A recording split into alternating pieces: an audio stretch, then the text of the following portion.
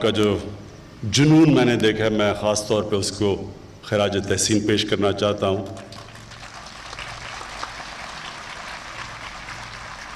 تعلیم کے لحاظ سے بھی، اور جو آپ کو یہ جنون ہے کہ پاکستان میں ہمارے جو جنگلات ہیں ان کو بچانے کے لیے، میں اس لیے خاص طور پہ آپ کو خراج تحسین پیش کرتا ہوں۔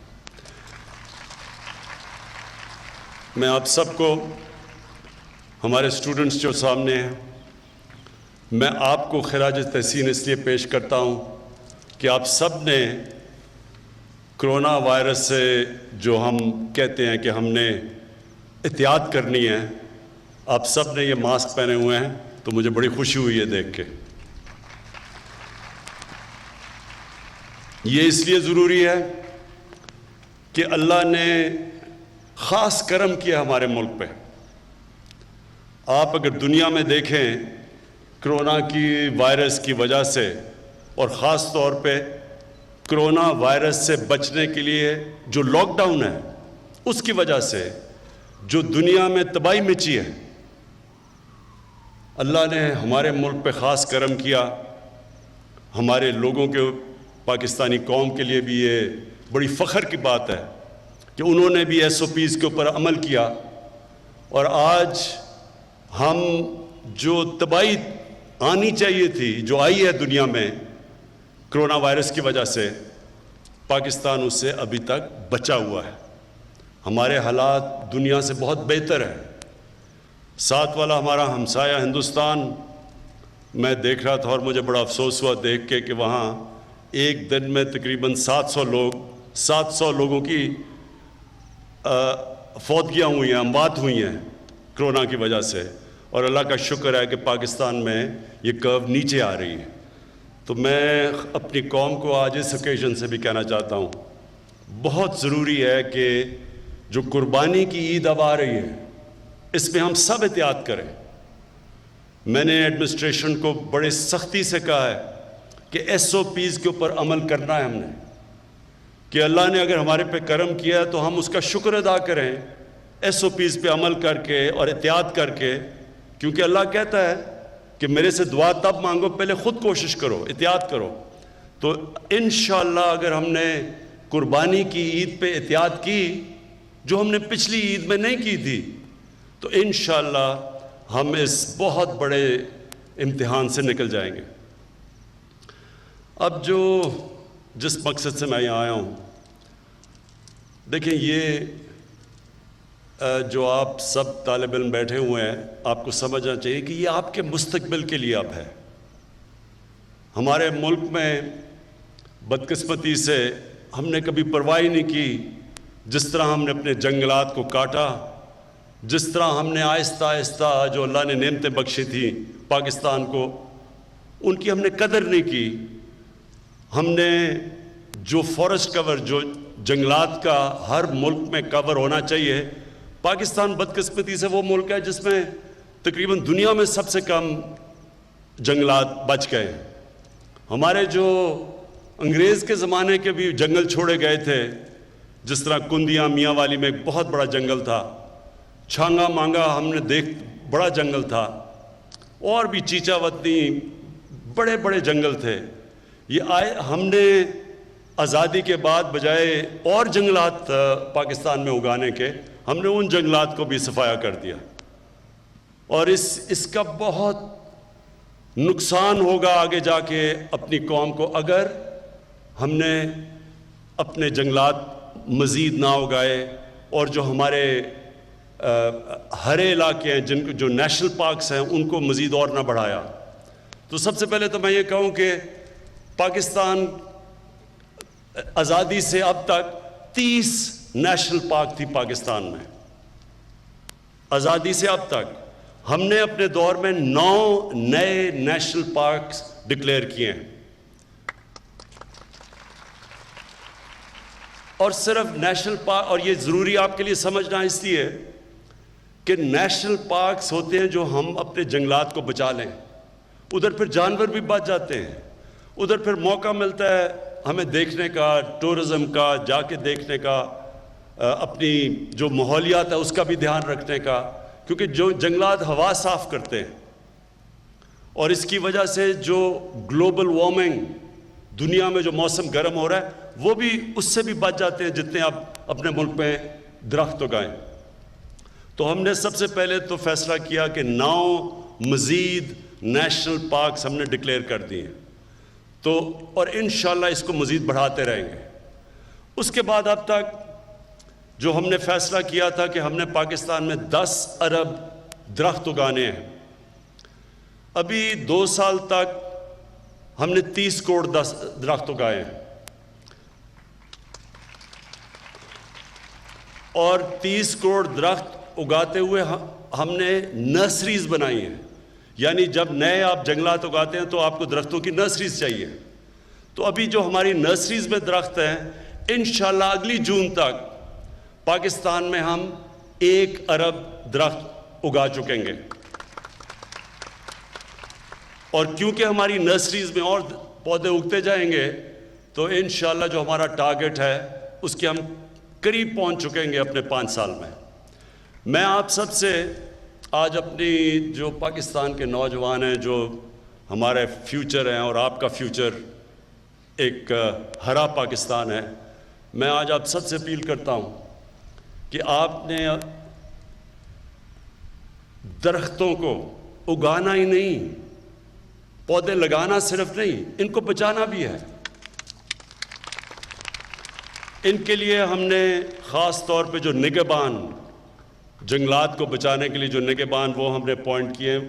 امین 10 گنا بڑھا رہے ہیں، جو اب اس فورس میں 10 گنا بڑھا رہے ہیں، کتنے 300 ہے، 3000 کا 300 ابھی تک ہمارے پاس نگہبان اس علاقے کے اندر ہے، اور انشاءاللہ اس کو 10 گنا بڑھا رہے ہیں، 300 سے 3000 تک لے کے جا رہے ہیں۔ تو ان کا کام ہوگا ہمارے جنگلات کو بچانا۔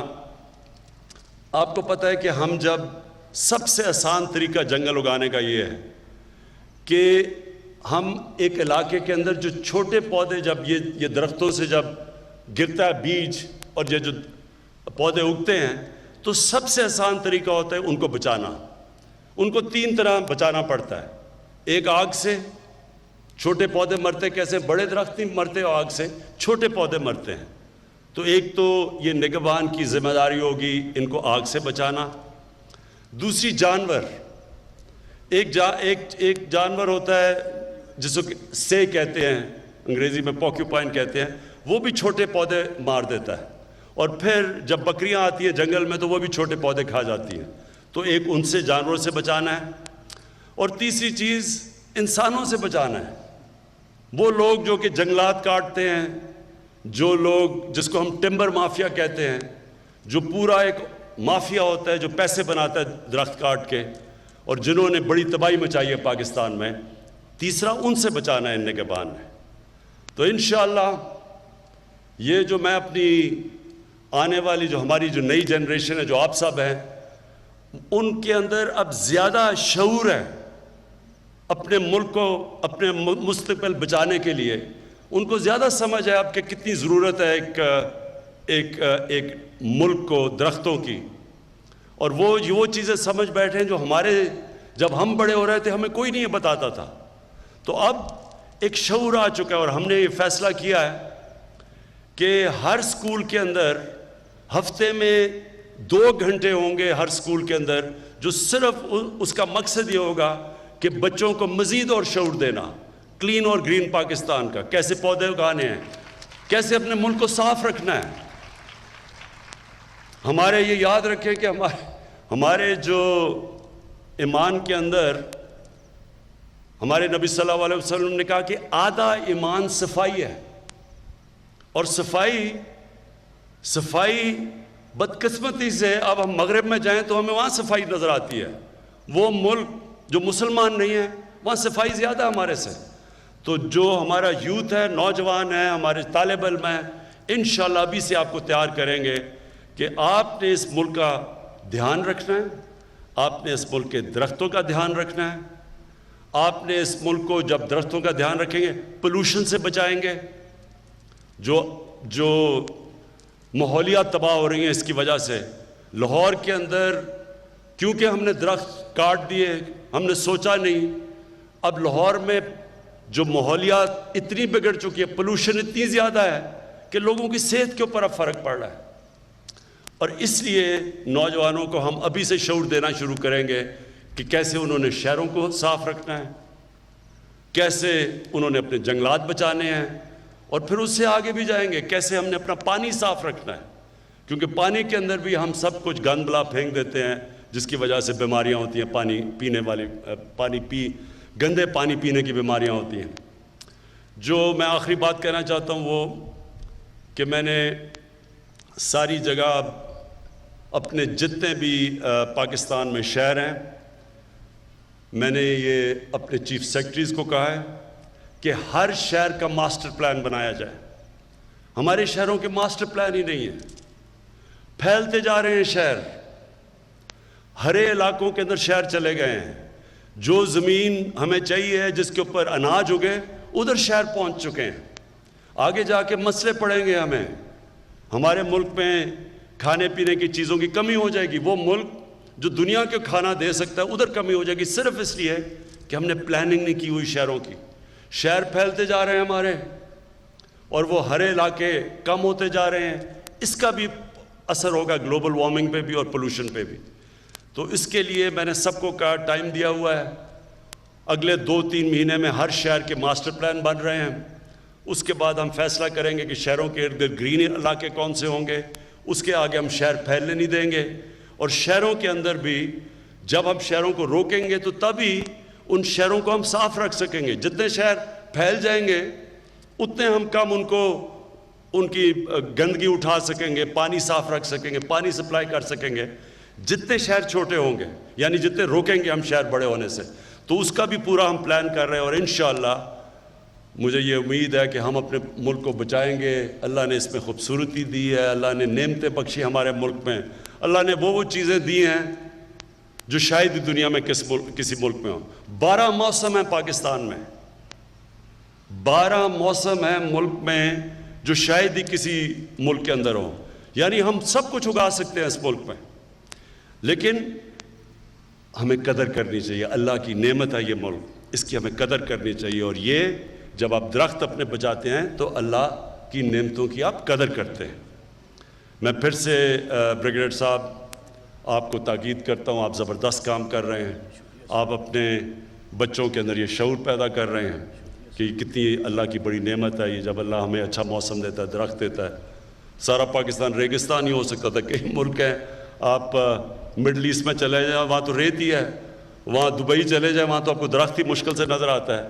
تو ہمارے ملک میں تو اللہ نے سب کچھ دیا ہے, صرف ہم نے اب اس کی قدر کرنی ہے.